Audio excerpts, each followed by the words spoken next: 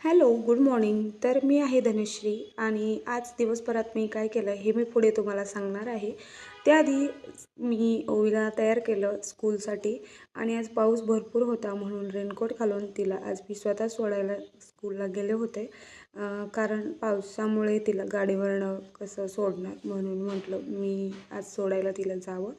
तिला सोडून आले आणि त्यानंतर बरेच दिवस झालं मला शेंगदाण्याचे लाडू बनवायचे होते.